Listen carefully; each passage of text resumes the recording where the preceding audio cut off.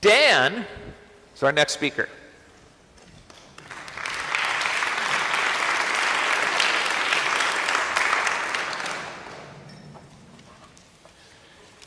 I'll start by saying it warms my heart to sing hymns, as we've done the last 2 days.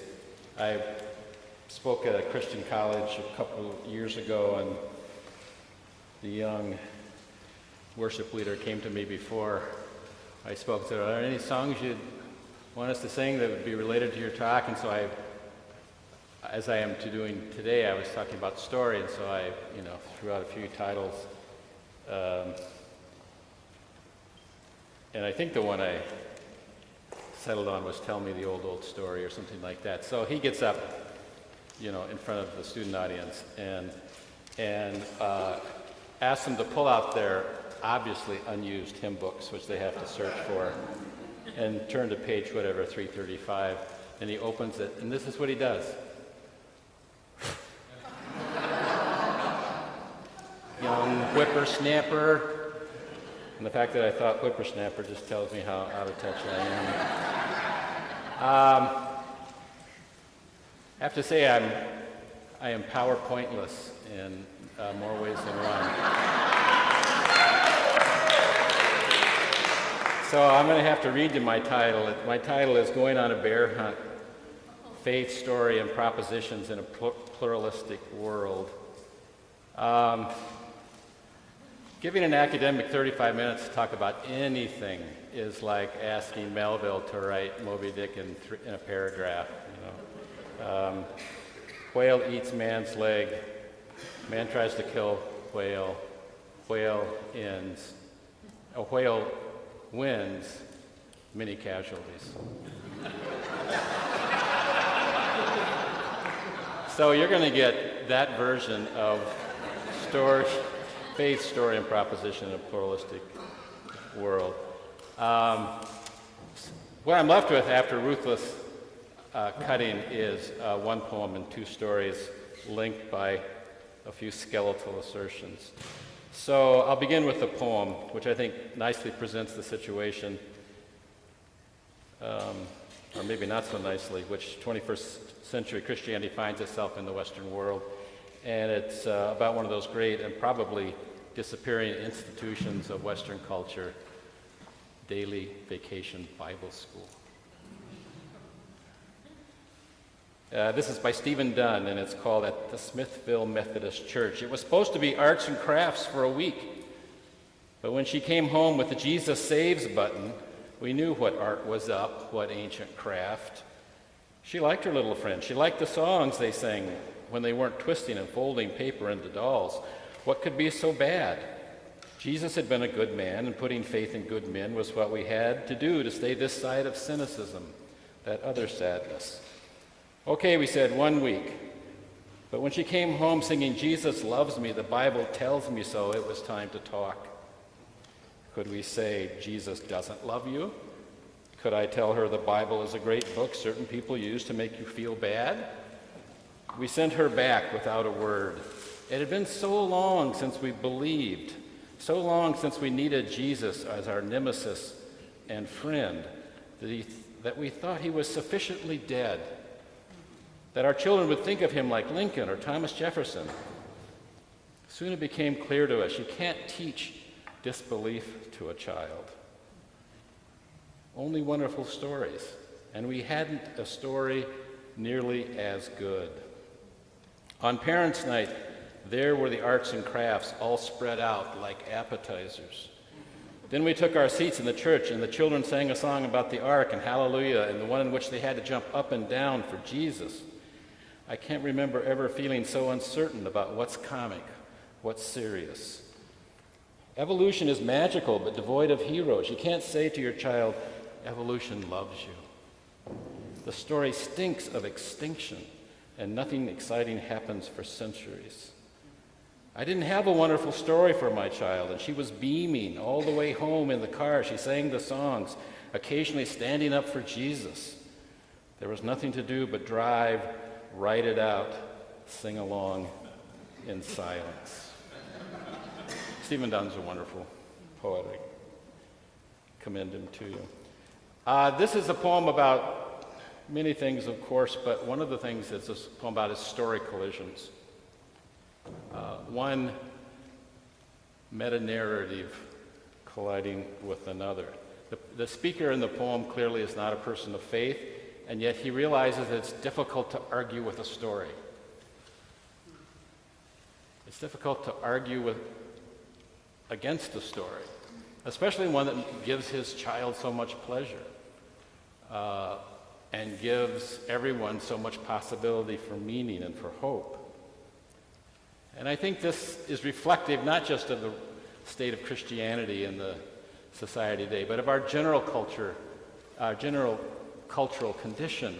We're in a world of colliding stories. One story about what is true and right comes up, smashes against another story about what is true and right in all kinds of situations, ranging from race and politics to marriage and religion, and yes, to sexual identity and practice, as we discussed at length last night over dinner and did not necessarily agree on. And I don't think this has ever been clearer than it is in our time, because we are more aware than maybe humans have ever been that the world is awash in competing stories. Whenever human beings need to explain something to themselves, they've told a story. This is a methodology that we learned from God. God is telling the world a story. It begins in eternity past. It works itself out in this long stretch of human history and in the brief moments of our individual lives, and it carries into eternity future. And God invites us to be active, living, engaged, sometimes confused characters in that story. He invites us to make the story into our story. And he leaves us free either to accept or reject our place as characters in that story. So when I think of Christian faith and thinking of my own passage, I think that faith is better thought of as a story than as a puzzle to be solved or as an argument to be won. For many years, I spent a lot of energy trying to win an argument, and it was mostly an internal argument. I've written a book whose subtitle includes the phrase inner atheist, and I have an inner atheist. For a long time, I thought I was supposed to kill the inner atheist, and then I realized that's me. That's not all of me, but that's part of me. And it was tremendously liberating for me as I slowly, over the decades, came to realize that faith is not presented to me as an argument or as a puzzle. It's presented to me as this story that invites me into it. And so that's the primary way I think of faith now. And as an aside, I don't think that's a metaphor. I don't think our lives are like stories. I think stories are like our lives. We read novels because they're like our lives. The brain literally, I only have 35 minutes. The brain processes reality narratively. I'll just say that it's more than metaphor. Faith in anything is believing and committing despite uncertainty. That's my definition of faith, is believing and committing despite uncertainty. And because there is uncertainty, faith in anything is risky. That's why it's faith. If you have certainty, you don't need faith. I'm certain that 2 + 2 = 4. I'm certain that I want the Vikings to beat the Packers. It doesn't require faith. But if it's an area in which it's possible for me to be wrong, for this story not to be what I think it is, then that requires commitment to me and therefore risk. And that's why I think that thinking of faith as a story in which we play a part is more useful than thinking of faith as a set of propositions to be believed. Because stories are capacious, not capricious, capacious. They have room. They have room for belief and disbelief, for paradox and risk and commitment and mystery and evil and pain and failure and mercy and every other aspect of the human condition. So story is, has the characteristics necessary to be an accurate expression of our experience. I mean, that's one of the reasons why stories are so central, and the idea of story is so central. I think by comparison, mere propositions are thin, and they're sort of fragile. And I'm not going to argue against them. In fact, I'm going to talk about that. But comparing propositions to stories, it's clear to me that stories are what best fit how we really live. I did promise in my title to talk about stories versus propositions as ways of approaching faith. So let me just briefly touch on that. I am not one who embraces story because I've lost confidence in truth. I think a lot of people flee to, faith's a story because we can't, because it's obviously false, or it's obviously unprovable, or it's, it's irrational, so I'm going to, grasp onto this idea of faith as story.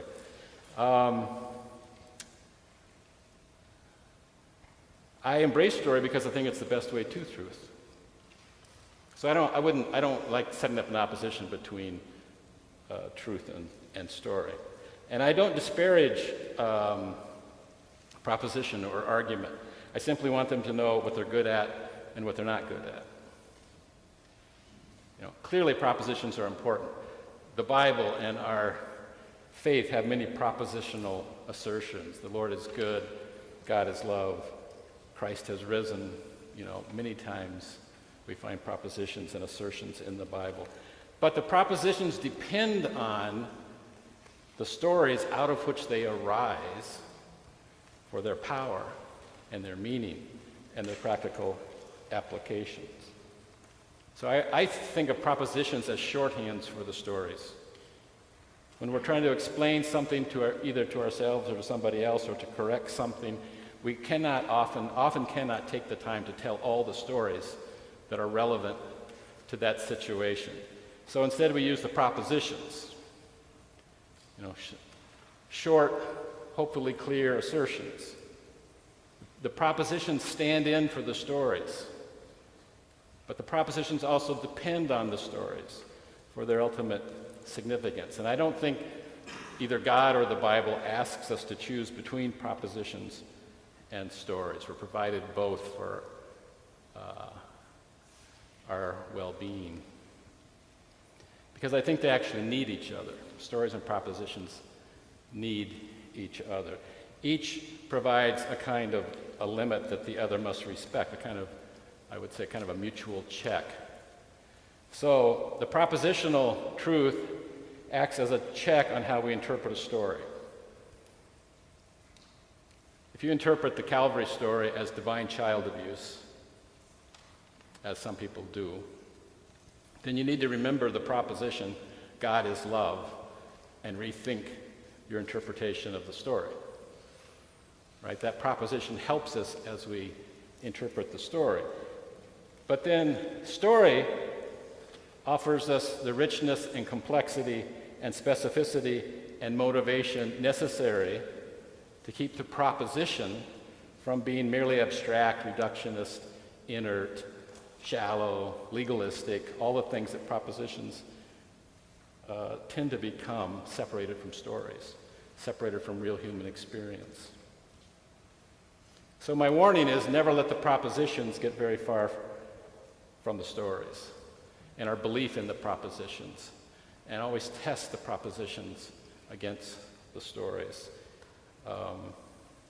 And never also let these propositions get very far from our own participation as a character in the story. Because I think that's what we are called to be. We are called to play a part in this ancient, eternal story. Because even seeing faith as God's story will not seem greatly relevant to me until I make it my story. This is the story that tells me who I am, why I'm here, what I am to do. And that's what master stories do. We could talk about master stories. They answer all of life's big questions for you. Until that becomes my story, the Christian story is just another story. So we could talk for a long time about why stories are so central and what it is about the form of stories that lends itself to this function. And I have 12 dynamite reasons, and they're all on the cutting room floor of this talk. You'll just have to wonder. But actually, this is very familiar stuff to many of you. The role of stories in helping us find meaning and significance and understanding our experience, I think, is a common understanding of many disciplines in recent decades. So theologians and philosophers and psychologists and all kinds of other people have articulated what wise people have known for millennia, and that is that we literally discover who we are and what the world means and define our relationship to it by our participation in the stories of a community. Right? The stories that we embrace, the stories that answer all of these big questions for us. And that, in fact, is what, of course, defines a community. What is a community? A community are people who value shared stories, a certain set of shared stories. That's what a family is. More important than blood or genetics, we are the people who, when we get together, tell these stories about ourselves. And that's what a church is. We come together to rehearse the grand story and then our participation in that story, how it's worked itself out in our own story. So lots of people have written about this, and I don't need to belabor it. People like names like McIntyre and Fry and Polanyi and Hauerwas and Ricoeur and Newbegin and McAdams and many other people. But the challenge of this conference is not to explain what faith is, it's to offer help in forming and extending faith in the faithful. So I want the rest of my talk to be very practical. If a key to living a robust life of faith is participation in God's story, then how do leaders of the church encourage that to happen?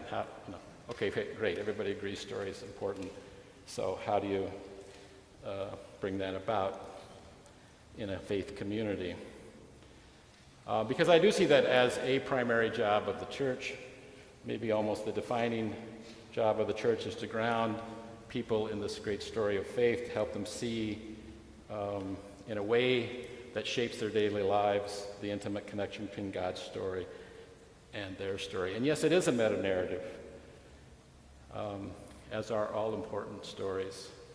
Even though some people want meta-narratives to go away, which of course fits their meta-narrative. I believe a primary goal of the church is the same one I had in raising my children.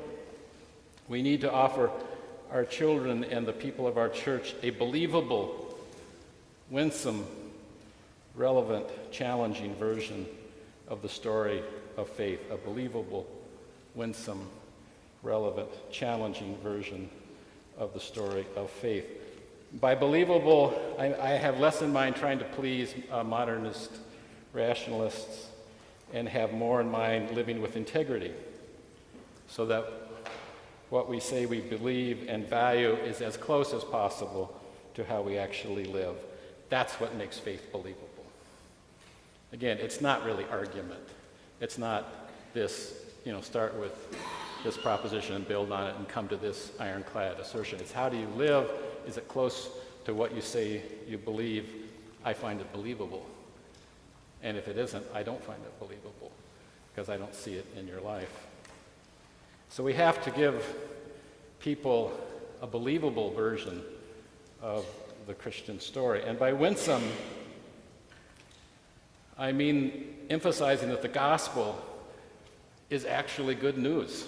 It is good news. And it's amazing how the church is able to turn good news into not so good news. And we all know how that happens through legalism and hypocrisy in all kinds of ways. What's the master plot of the Bible? We say it's the greatest story ever told.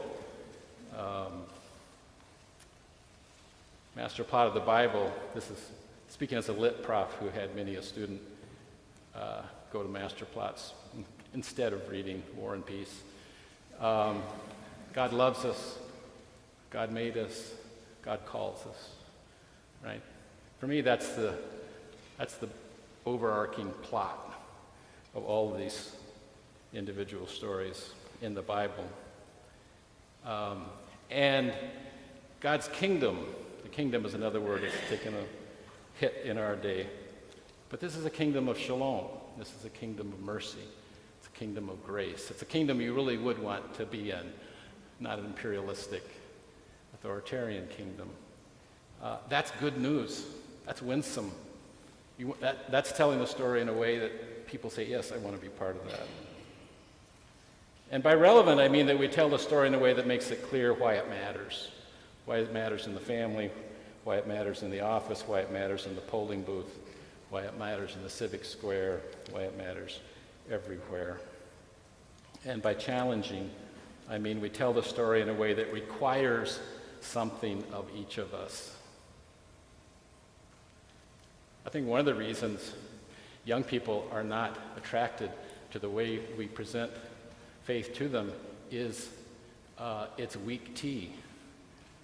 It doesn't require any sacrifice. It doesn't require them to be better than they are. We're so sort of taken with, where are you? We're going to meet you where you are. We're not going to give you anything that's going to upset you. That they rightfully say, well, you're not offering me anything I don't already have. So we don't water down the story. We don't smooth off all the rough edges of the story. We don't make it a sugary drink when sometimes it's a bitter cup.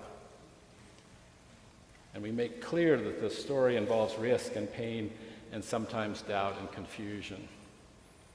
So we're realistic about the challenge that the story is. I think the story of faith is many different kinds of story at the same time. It's an epic story. It's a pilgrimage story. It's a mystery story, both in the sort of small sense and in the ultimate numinous sense of mystery. It's both a tragedy and a comedy in the highest sense. It's a tragedy because of this gap we always sense between how things ought to be and how they are.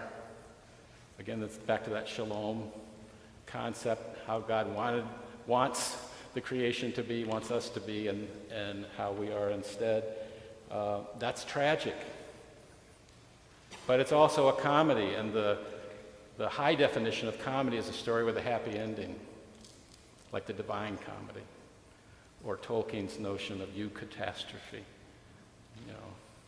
Out of tragedy comes grace, comes forgiveness, comes the glory of Christ, and all of those things. But I think most of all, it's a love story. It's the story of God's love for his creation and for each of us. And it's a story of our being called to love God with our whole hearts and our neighbors as ourselves, our neighbor as ourselves. We do live in a sea of competing stories in a pluralistic culture, most of which purport to explain life to us and our purpose here and all of that. I think one of the crucial and legitimate tests of any story is, what does it ask me to love? What does it ask me to love? What does this story require me to love? Is there even room in the story for love? And I think my understanding of the Christian story, of God's story, is that it asks me to love many things, including truth and beauty and goodness and grace. And these are so powerfully attractive to me that I want to stay part of this story, even when I have doubts that these things are even possible. when I think maybe it's just things we make up. I can't prove any of these. But they're so attractive. And this story offers them in such a winsome way when told right, and in such a challenging way, that I'm going to stick it out, right? I'm going to stick it out with this story until I find a better one, which is my advice, by the way, to people who say, oh, you got one story, there's lots of stories, why your story? And my simple answer is, it's the story that calls my name. It's the story that I heard as a 5-year-old calling my name. And I have no interest in defeating your story if you have a different one. All I can do is testify to my story. I'll talk about testimony a little bit. We live in a pluralistic culture, and even people within the Christian world sort of want to, in a sense, beat you over the head with pluralism.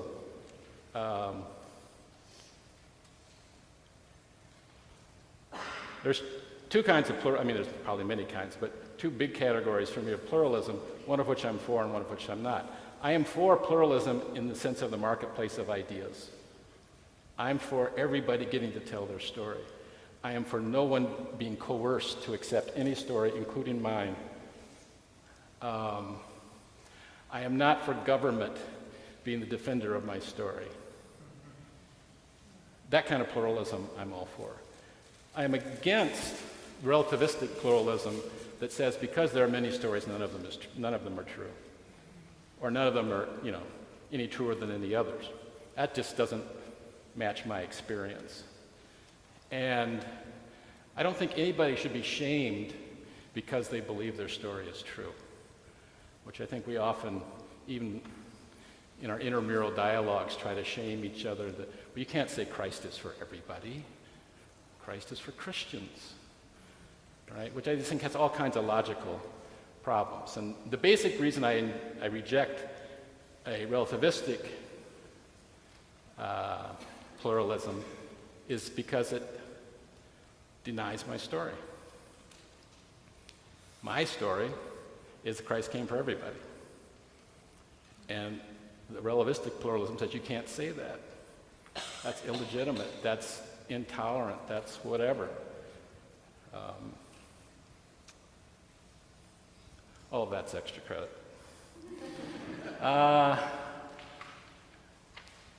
So how practically does the church tell the story in a way that's believable, winsome, relevant, and challenging? And these are the really practical things by Cracky. First, by telling the story of faith in as many different ways and contexts as possible. And here are a few of those contexts. One is preaching. I think you should preach, if you have the opportunity to preach, as though you are the keeper of a story, rather than as a moralist or therapist or social activist. Preach as though you are a keeper of a story, and the health of the story is your responsibility. The health of the story in the community to which you preach. Now, the story of faith, of course, does have moral, therapeutic, and social applications, but the core purpose of preaching is not to fix the world or your parishioners. It is to exhort people to understand the story and their place in it. And you as a leader are to nurture the story. So preach, of course, from the stories of the Bible, but also from the stories of church history, good and bad, and from the stories of your individual faith community, and from the stories of your own life. Preach from your own life. Preach from your own church. Preach not just the distant stories, preach the closest stories. What's happening in the lives of the people in your church and in your life. And remember that as you preach, a story is not the same thing as an anecdote. This is, again, the lit professor in me. I might get worked up here. Many speakers and preachers use anecdotes, but anecdotes are weak tea. Anecdotes are the residue of a story in which you have no personal invested interest or emotional attachments. Anecdotes can illustrate things, but they do not incarnate things. We relate deeply to a good story, and even an ancient story, even a culturally distant story, which of course is true of all the biblical stories. Because a true story involves universals of human nature and the human condition and experience. And I do believe that there are universals.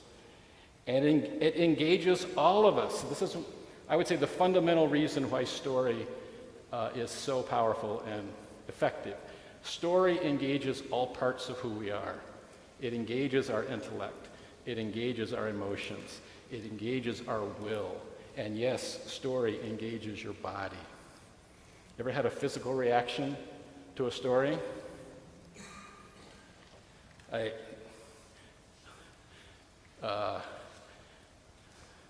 saw Jaws when I was, well, I think I was 3.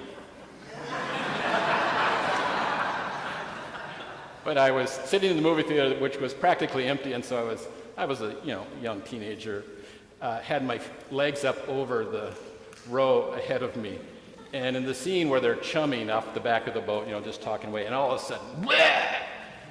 I pulled my feet back, because in my brain they were over the end of the boat, and this creature was going to do me tremendous harm.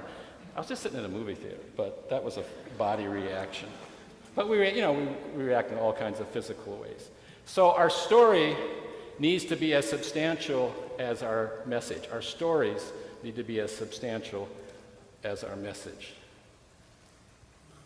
So the gospel story is at the same time simple and profound.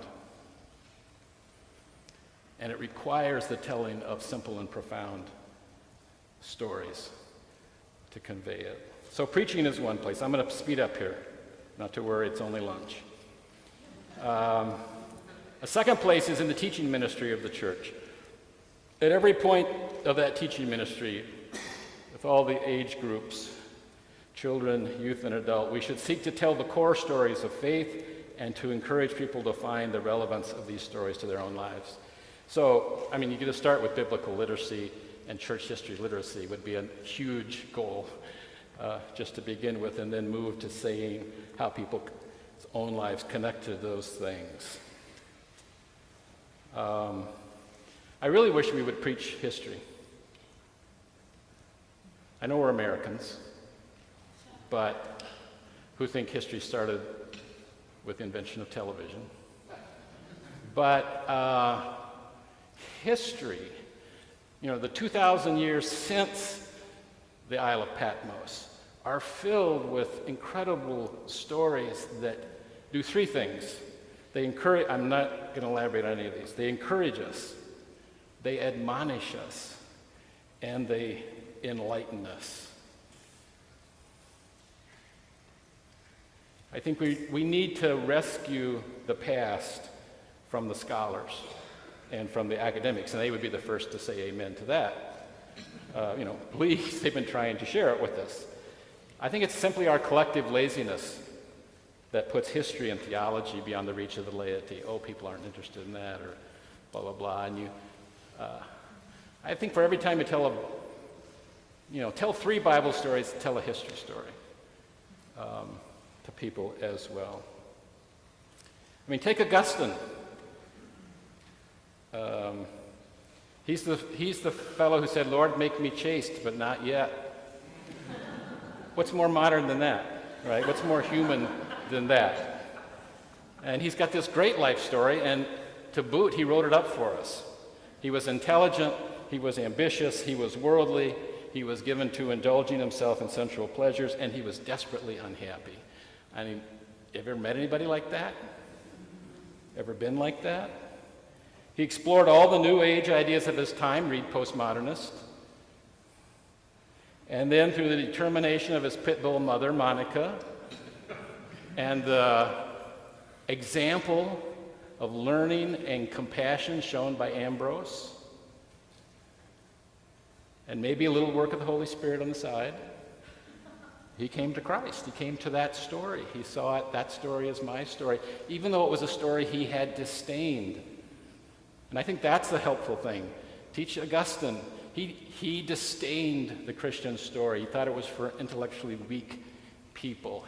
He loved destroying the Christians in debate. I mean, that's exactly what is going on in our own time. So if you tell that story well, it'll speak powerfully to men and women in our time, as will the stories of Benedict or Francis or Erasmus or Julian of Norwich or John Bunyan or Susanna Wesley or Sojourner Truth or Alexander Solzhenitsyn or Dorothy Day, and many other people from non-Western cultures right down to our present times. And what will you find if you tell their stories? You will find faith and hope and love and failure and discouragement and perseverance and courage and all the kinds of things that people are looking for and experiencing in their lives. The people in your pews don't know these stories, and you and I don't know enough of them, and we are the worse for it. So tell the stories in preaching and teaching. Thirdly, encourage people of all ages to articulate their personal story of faith. How can we get people to think about their own faith stories? I'm going to invoke the term spiritual legacy here. We should encourage people to reflect on and articulate their spiritual legacy. Which will of necessity require them to start telling stories? You ask people to think about who's been important in your life in a spiritual sense. They have to tell a story. They can't help it. And it's going to be rich, and it's going to have characters in it and plot and all of the things that we want from stories. I have a long quasi-academic definition of spiritual legacy, which is the kind you create when you think people are going to criticize you, and you put in everything. And I can't remember it, and so I don't share it with you. Here's my short definition of a spiritual legacy. A spiritual legacy is an offering of wisdom and blessing from one life to another. Spiritual legacy is an offering of wisdom and blessing from one life to another. We're all receivers and givers of spiritual legacy. Other people have blessed us. It is our responsibility to bless others. It's not for entertainment. It's not ego. It's not, oh, I have all these things to say. My stories are so important. It's simply your responsibility. You have been blessed. You must bless. You must tell stories of how God has worked in your own life. And I think it's a fundamental aspect of faith formation. People, you speak reality into being. You speak the stories of faith, and they both are true, but they also become true by your speaking. You're talking to people, you're also talking to yourself. I suppose we could go on. So one way to do that is to resurrect the old practice of testimony. The word testimony derives from the Latin for bearing witness. It is declaring something to be true of which one has direct knowledge and experience. That's what testimony it is. It's declaring something to be true of which one has direct knowledge and experience. That's what you do in a court of law. You testify. I saw it. This is what happened. And it's what you do in the world of faith. We're bearing witness to our experience of God in our lives. It's a very ancient way of showing the reality and relevance of the larger story of faith to one's own life. Now, the word testimony and giving testimonies is embarrassing and hokey and outdated to many people today. Put testimony time in the bulletin and they will flee. You maybe have to call it spiritual journey stories or narrative interfaces of a transcendent kind. But whatever we call it, there are few things that are more powerful than hearing someone tell in simple language how they've experienced the movement of God in their lives. It just moves us. And we need to make a place for it in our churches. When I was a kid, living in the plains of Texas, it was Sunday nights and Wednesdays was when people were invited spontaneously to tell testimonies. And if the pastor said, does anybody have a story to share about what God's done in your life this week? And nobody stood up, that was a bad sign, right? So while we don't meet on Sunday nights, and we're playing softball on Wednesday nights, or whatever. So my question to you is, where in your church do people have the opportunity to testify, to tell their story, to share, say this is what God has happened? I don't care what you call it, but where do you shut up so that other people can talk? And not just give opinions and I think this about that, but, tell their stories. You should identify that place. If you do, you might get stories like this. This is from a local Twin Cities retired covenant pastor in his 80s now. His name's Glenn Weiberg. And he wrote this for a spiritual legacy workshop that I was teaching. It's a story from his youth. It's one that helped define his life. It's a story of a generational blessing, passing from a grandfather to a grandson. Set in the 1930s when he was 17 years old. He calls it Grandpa's Blessing. And he begins by describing his grandpa. Grandpa Weiberg was both one of a kind and the archetype of all Swedish grandpas. The neatly trimmed mustache, the gold-rimmed glasses, the smiling blue eyes, the sandy hair, the big blacksmith hands, the faint sweet smell of Lucky Tiger hair tonic, the Swedish accent, the shuffling walk. He was everybody's grandpa. Young and old call him Grandpa. And then he describes his first attempt as a 17-year-old to speak to a church congregation because he felt he had a calling, felt it tremendously strongly to be in the ministry, and he was given a chance to speak, and it was a total failure by his own estimation. Too long, too rambling, embarrassingly bad. And he said they drove home with his parents in a silent car, and silence was condemning. But things got worse. After he got home, his mother came to him and said, Glenn, your dad and I are concerned about your desire to enter the ministry. With your best interest at heart, we think you should consider something else, perhaps being a doctor or some other profession. We don't want to add to the ranks of so many poor preachers. They hadn't heard about self-esteem in the 1930s. And of course, he was devastated. And he says he went up to his room and threw himself on the bed and started weeping as a 17-year-old. And then he goes on, this is from the story. Grandpa, who was staying with us at the time, was witness to my failure and sitting in the living room overhearing this one-way call to judgment. With the verdict in, I went upstairs to my room and in the darkness threw myself on my bed in tears. Soon I heard the heavy steps of Grandpa coming up to the bedroom we both shared. He opened the door, and there in the darkened room came over to my bed, knelt down and laid his big blacksmith hands on my head in blessing, then began praying in Swedish. I understood every word he prayed. Oh, Lord God, don't let anything take from Glenn the calling you have given him to serve you. Pour out on him the Holy Spirit so that he will be a rich blessing to many. Well, he ends that story by saying it was 10 years more before he was ordained, but that he still looks at that moment, that night, in that bedroom as the beginning of his ministry. And he ends this story this way. I would never have known the blessing of Grandpa if in my first attempts at preaching I had wowed the audience. Instead, I received the blessing in my failure. Now, some people would say, well, this is only a story. This story proves nothing. And of course it doesn't. It's devoid of argument. It's devoid of propositions for the most part. It certainly doesn't prove any propositional truths. But I think you can imagine how shaping it is. I mean, here he is, an 80-some-year-old man testifying to a almost 70-year-old experience, and it's still powerful in his mind. It shaped him. It reinforced the call, even though he didn't have the skills at the time. So when he thinks about his faith, he thinks about those kinds of things. And I have not quite similar, but I have stories like that in my own life.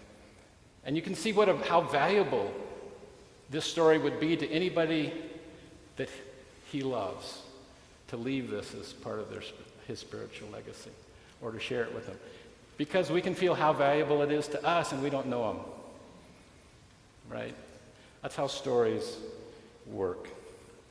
All right, I'm over time, so I'm going to drop one story, and summarize the last 2 pages. A fourth suggestion, a practical suggestion for how to use the story of faith in formation is to exploit the story qualities of the religious calendar. The story qualities of the religious calendar. The great moments, and of course, High Church does that more than Low Church, but everyone can think about it. The great moments of the Christian calendar are essentially narrative moments, moments of high drama and great characters. Advent, Easter, Epiphany, Lent. And of course, the rituals of the church are narrative moments: Eucharist, baptism, marriage, funerals.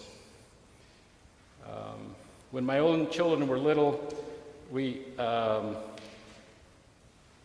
put the cutout of a hand-drawn Jesus in a paper bag tomb in the bay window every Easter season. And on Easter morning, our small children delighted going to the paper bag tomb and taking out the cutout Jesus and taping him high up on the window above his tomb and saying, "He is risen. He is risen indeed." Now, we were sort of combining the resurrection and the ascension, but I don't think we were really doing anything wrong there. But, and it's not, it wasn't any evidence to my kids to believe the stories, but it embodied the stories. They were participating in the story, and that's what I think we do. All right, my last point is to encourage congregations to rethink evangelism as storytelling. People don't like the idea of witnessing or evangelism. Even our academics tell us it's imperialistic and all this kind of stuff. Evangelism is telling the good news of the story in your own life. Evangelum being the equivalent word of gospel. And people who have no ability to argue or to marshal evidence or to refute argument are articulate about their life and about their life stories. So if we talk about evangelism in the church, talk about it as storytelling. All right, I'm just going to stop. Thank you very much.